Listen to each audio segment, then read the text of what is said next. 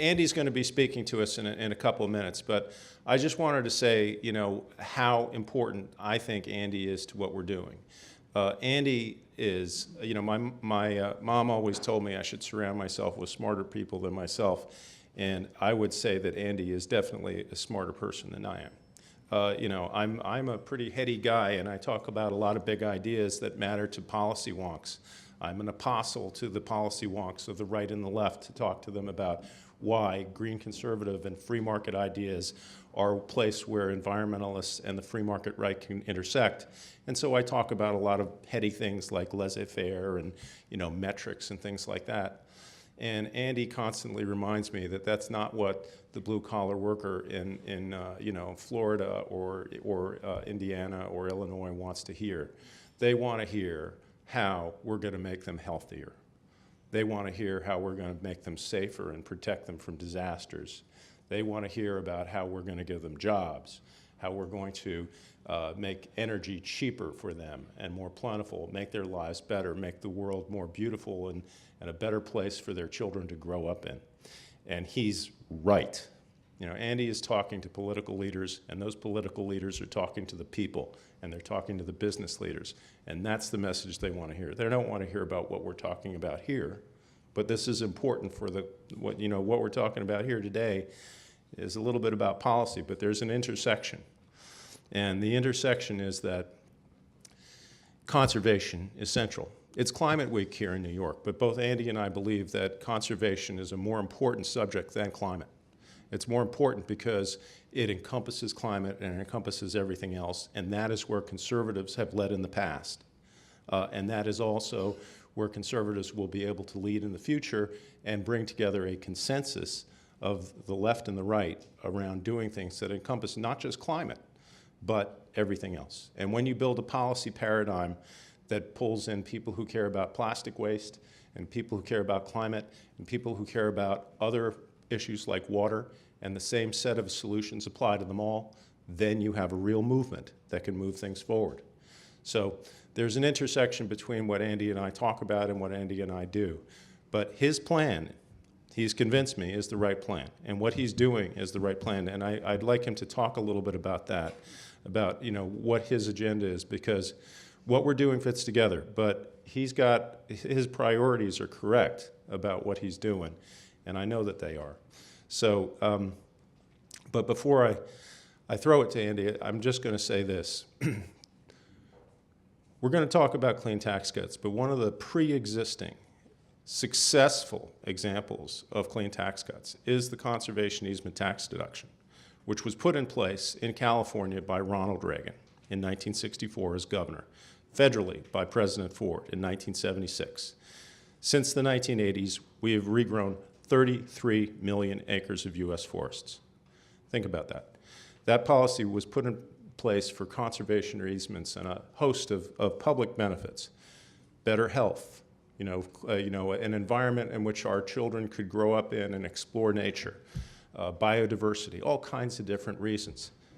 Climate change was not one of them, and yet that policy probably is one of the most successful climate policies that we've instituted in this country. Think about the carbon sequestration of 33 million acres of forests. That's amazing. And there's plenty of room to explore expanding that globally, where we have lost hundreds of millions of forests because there are no property rights in the rainforests. And governments are claiming way too much land, more than they can possibly manage. There is no framework on which to apply something like the conservation easement tax deduction, and even frameworks like RED Plus, can't find a purchase because of the lack of property rights. So, there's a huge intersection for a win for conservation in these ideas going forward. We're not there yet. There's more work that needs to be done to figure that part of it out. But with that, I want to say one last thing about Andy. He's a remarkable human being. Grew up in his family ran a junkyard, I think it was it was Brooklyn or the Bronx maybe. But Andy, are you there? Can you hear me? Yeah, I'm not sure which it was, but he grew up and he turned that into the largest precious metal recycling firm in North America. through hard work. He's a hardworking guy. He works every day. You know, he has to make a tremendous amount to keep that company going, and he does everything else he does on top of that, which is remarkable. I don't think I could keep that pace up. It's remarkable that Andy can. But he also is a remarkable individual in that he combines one of the biggest hearts I've ever seen in a human being, and a concern for animals and the planet and other people, frankly, with a toughness of mind that is, you know, without parallel. So that combination of tough-mindedness and a big heart is something very rare and unusual in a human being, and something very valuable. So with that, I hope, can we get Andy up on the screen here? Andy, take it away. All right. Well, give me 1 second here. I want to, first of all, I need to thank my co-chairs here. You've heard them mention Trammell, Rod, Matthew, and Mr. Charles Hernick from CRES. James I appreciate the opportunity to talk about Republican conservatives. I love what you guys are doing, and there's definitely a merge of what you're doing with what I'm doing. And my objective at this point, as Rod knows, is to make sure that the type of people, conservative Republicans in the House and Senate, get reelected. This will be obviously helpful in your agenda. So the Republican Party has a long history of supporting innovative solutions to improve the economic vitality and health of our nation. The record and our image is now under assault, and is particularly undermining our engagement of Millennial and Generation X voters. So conservation at its core obviously reflects fundamental conservative principles: right to life, liberty, and property, and the freedom from restrictions of arbitrary force. As Teddy Roosevelt once said, conservation is a great moral issue, for it involves a patriotic duty of ensuring the safety and continuance of this nation. Now, Republicans obviously have rightfully opposed misguided policies such as Obama's Clean Power Plan and Waters of the United States rule. But they've done little to proactively share policy solutions. It leaves a vacuum that liberal interest groups have filled with big government solutions. What we've been working on is a return to our conservation roots. In trying to get conservatives elected, we need to appeal to the public. There's a very good place for what you're doing.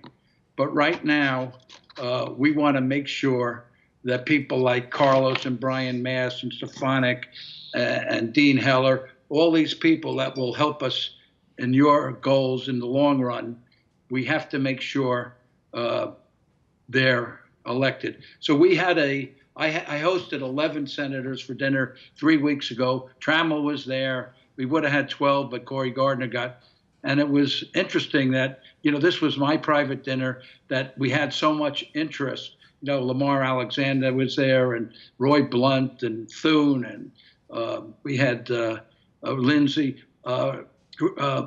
Lindsay is actually one of the leaders in what we're doing. So we came up with a message. The message to the public is make America great again, including America's great outdoors and the public's healthy and enjoyable experience of the outdoors. We're staying away from the word climate.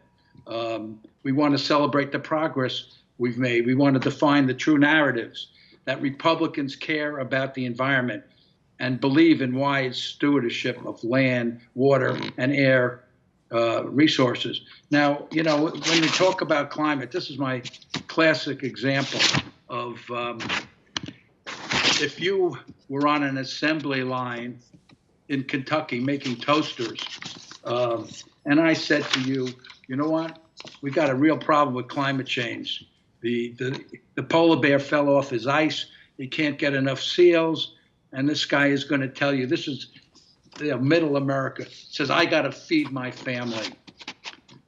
And if I say to that same middle American, you know what? How would you like to see less asthma, pediatric asthma, cancer, heart disease, and lower your health care costs?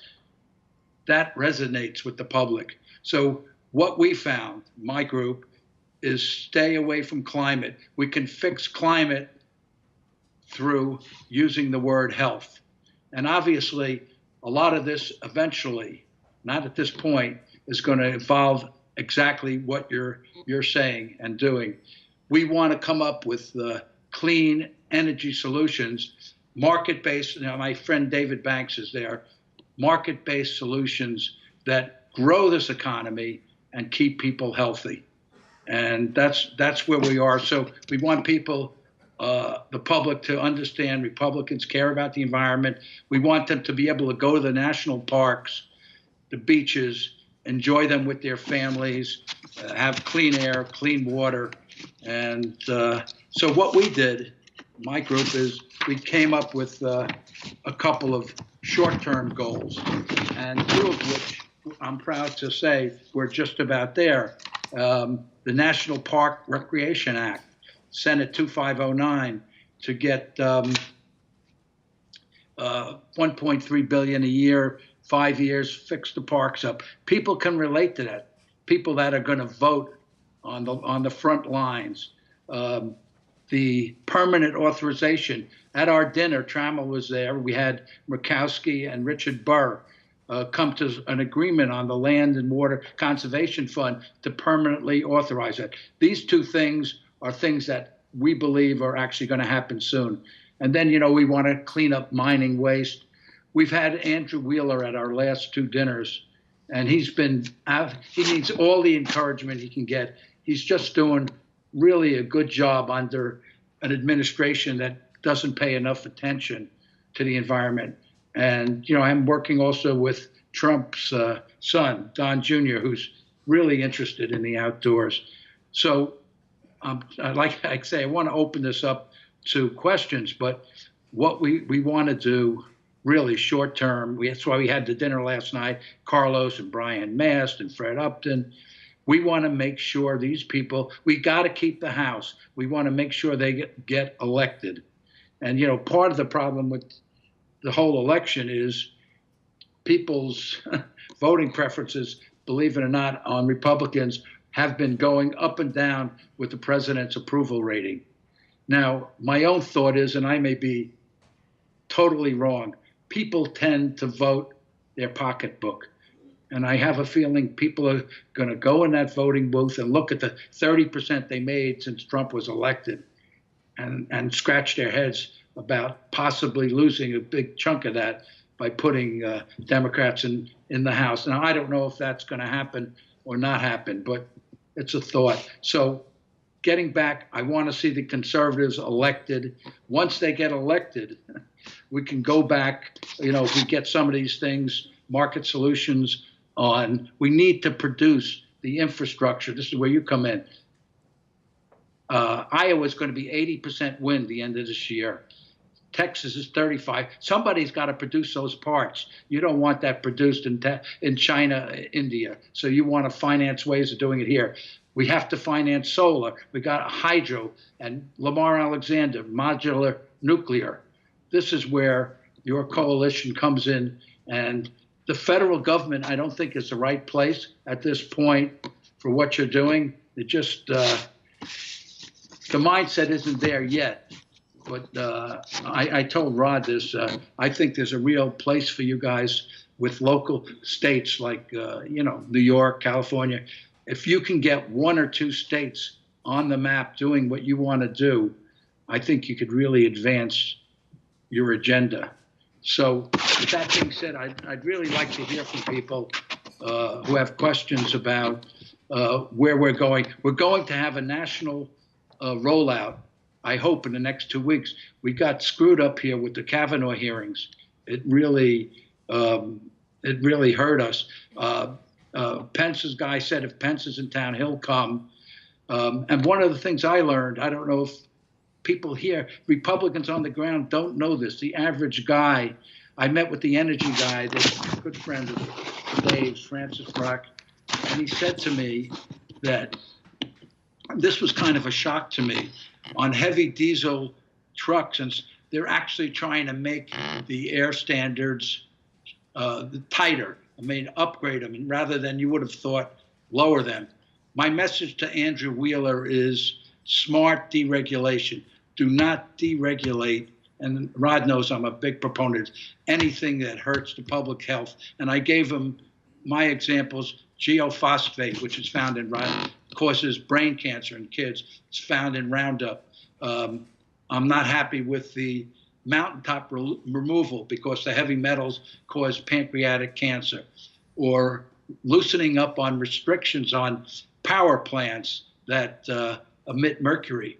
Now, I'm sure everybody here is aware China Beijing, and it's still filthy, but has the cleanest air in 2 decades, mainly because they've cut out coal. Coal is going away, not because you want it to go away, I want it to go away.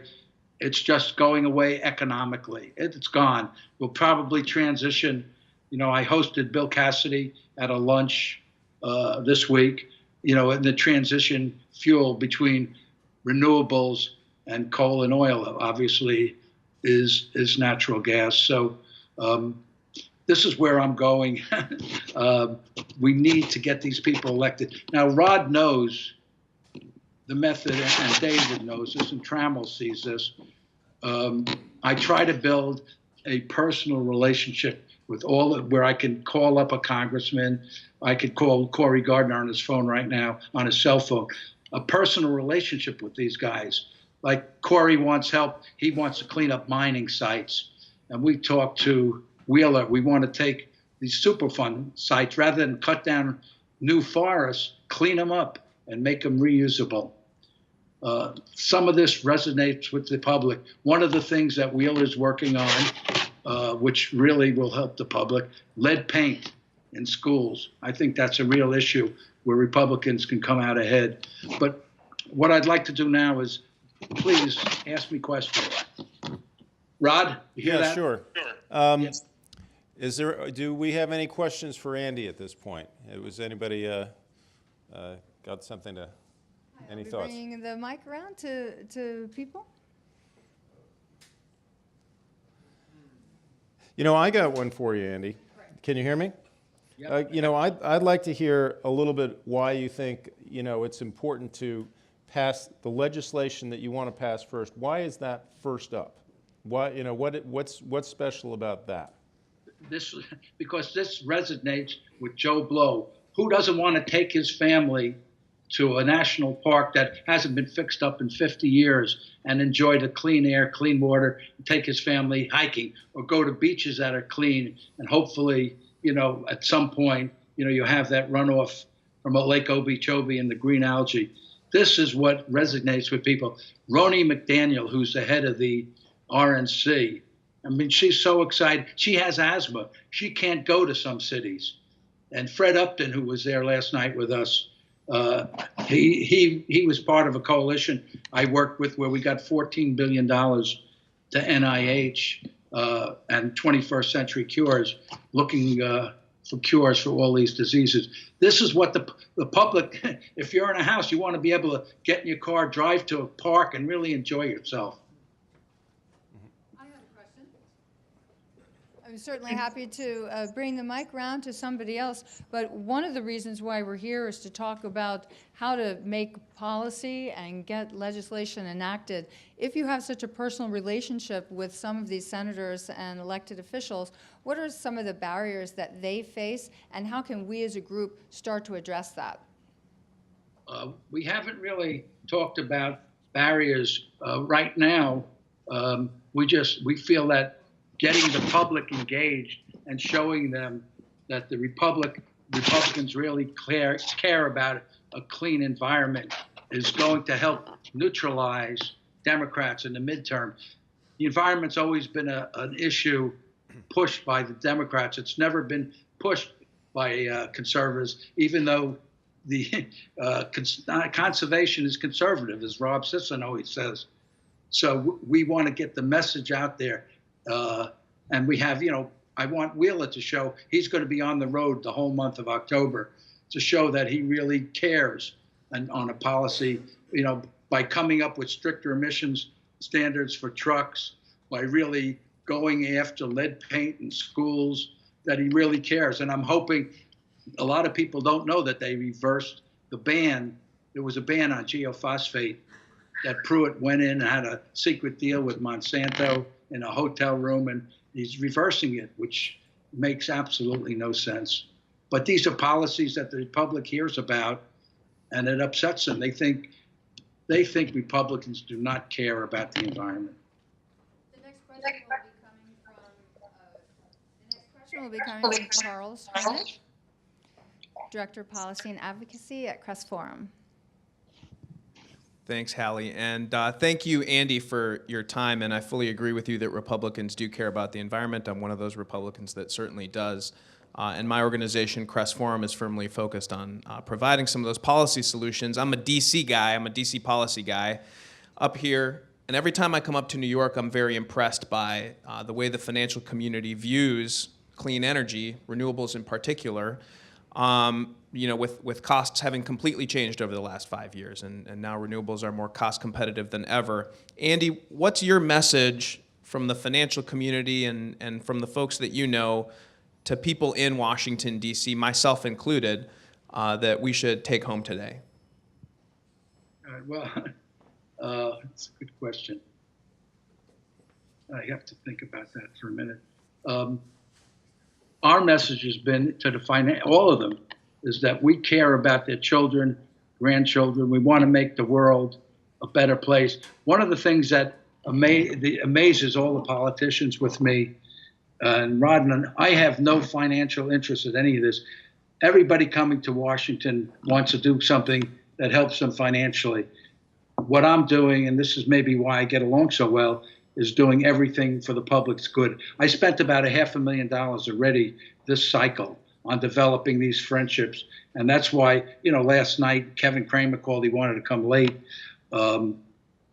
They see that this, by engaging Republicans could really help them in the long run, keeping conservative people enjoy the environment in office.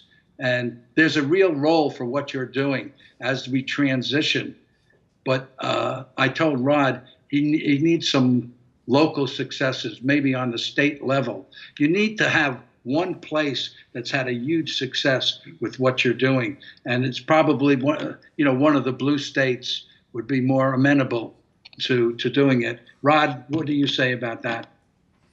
I think that I'll be talking a little bit about the Clean Free Market Act, and I think that the potential of that to pull in both blue and red states is great. We've had some interest from folks in Republican states and Democrat states, and so one of the things about the clean tax cut framework that we've always found, Andy, is that it is an overlap where conservatives and liberals can meet and say, okay, it's for the environment. Yes, it's free markets based on conservative principles, but we can buy into it because it's clean.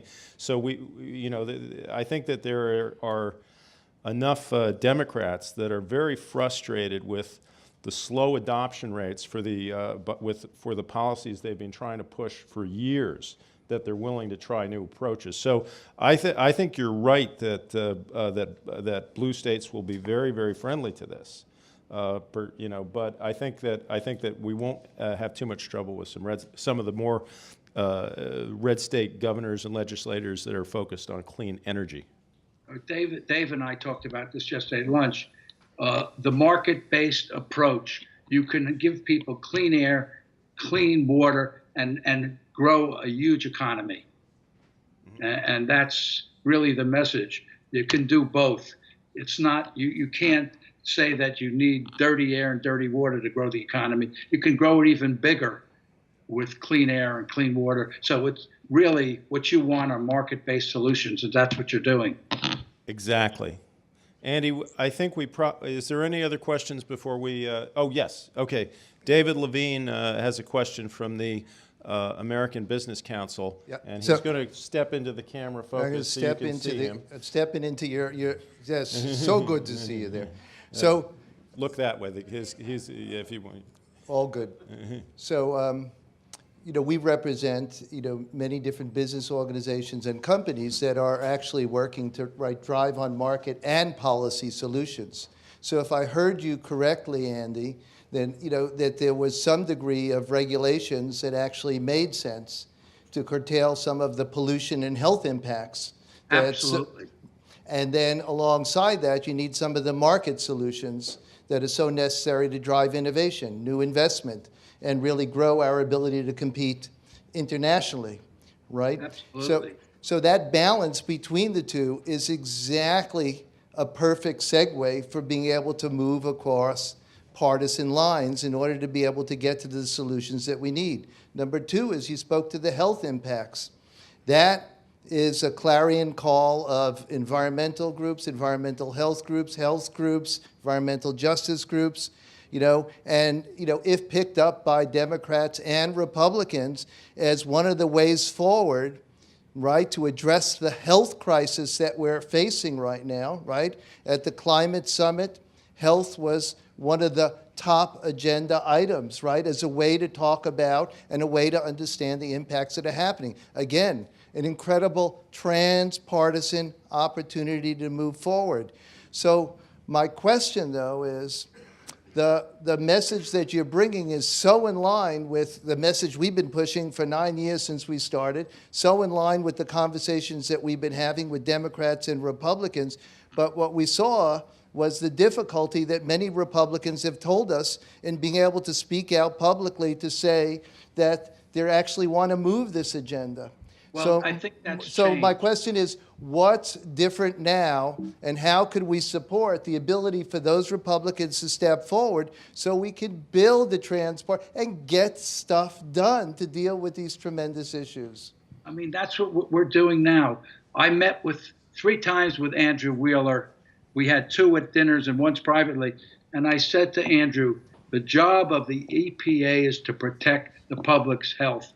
Now, we've got tremendous momentum, I think, to the fact that we're going to have a national rollout of the policy I talked about. And one of the things that I think Trump should be thinking about is if he sees a market transition from coal to clean energy, he should start saying maybe he needs some kind of tax cuts in the states of West Virginia or Kentucky to start building the infrastructure and the parts for all of these renewable things, so that ensures that coal miners have a healthy job, and they're obviously in that space are going to make more money. But we have the momentum now between the House and I feel the Senate to get the environmental message out there. And you know, there's no secret to this. It's all a matter of dipping into your pocketbook. I spent $500,000. I mean, you can laugh, but the fact is, the reason 11 senators or 12 show up to a private dinner with me is not because they love me. Sure, Cory Gardners, and they really believe in the environment. I raised $150,000 in August which you don't do at a small fundraiser in Southampton for Lindsay.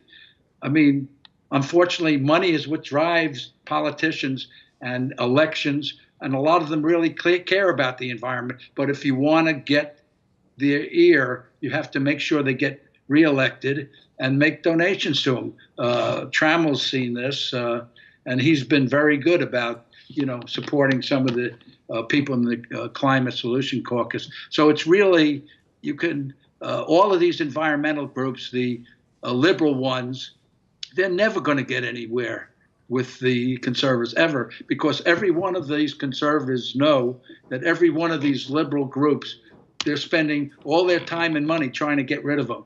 How do they expect any of them to help them? Unfortunately, we are going to have to move on to. Thanks, Rod. What you have? I think we're going to have one more question. Please up keep here. it very short. Yes. And if no one's told you today, Andy, that you are loved, I love you. Robin Tyner is going to close out this section. Thank you for allowing the one more. Did you want me to? Just keep stay it, here? if you could keep it Okay. short, we're running behind, so. Okay.